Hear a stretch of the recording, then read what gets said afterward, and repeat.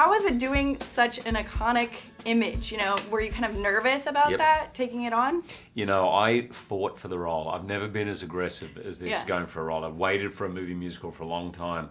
And the 5 minutes after I got it, I think a lot of the actors felt the same thing. It was like, oh, now I've got to do it. Now really, you know, and all the thoughts of Colin Wilkinson, the famous Jean Valjean's on stage, the 300 years of this book and this famous iconic literary character. The weight of it at times was heavy, but it's also the kind of nervousness that you dream of as an actor, you know? Yeah. So, you know, in Australia we have a saying, have a go.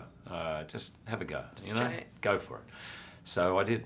No, that's right. There's so much like emotional depth. Like, how did you get to that point? Because there's so much like focus on you and your... You know, I actually came to singing from an acting point of view. About 20 years ago, I was in my first show, and Tom Hooper really encouraged us just to go to places that were uncomfortable, places that were raw, and he said for us to really get it through the screen to affect people, we're going to have to go touch true places, and singing can help you.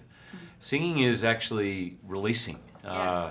So it sort of helps with those emotional moments because of all the breathing and that, and I think we did 2 months of rehearsal. I mean, everything that we had done on film, we had done in rehearsal. I'm a big believer in that. Yeah. And it had so much, those emotional things were so spiritual. Like, how did you connect with that? I mean, your character has such a spiritual character. He transitions so much. You know, transformation is a word. Actually, Victor Hugo uses the word transfiguration because it was like, as you said, this spiritual awakening. If I have a tenth of the spiritual awakening Jean Valjean has, I'll be a saint. I mean, so a lot of it is imagination. I can never, and it feels really, I feel blessed to be able to play a character like that. I mean, he's a great, great man. Why do you think that this play has been, you know, play, book, movie, why do you think it has been so beloved? The story of Les Miserables has been around for 300 years. Yeah. It's really about hope and love and grace, injustice, and ultimately about redemption.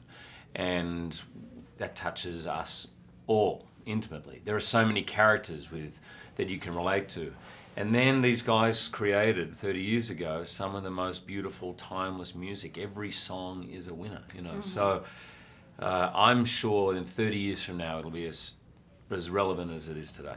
Yeah, and universal themes, like all the characters, you're kind of going along. And big themes as well as little. I mean, there's unrequited love, you know, someone getting their heart broken for the first time, as well as massive, you know, themes like Jean Valjean, so there really is something in it for everyone. Do you hope to do movies with this much depth to them in the future? Of course, yeah. I mean, I'm not sure I'll always get there. Les Mis is a bit of a chance of a lifetime, but of course I hope one day to have something else. Maybe we'll do Les Mis the sequel. Yeah. Shame I can't be there.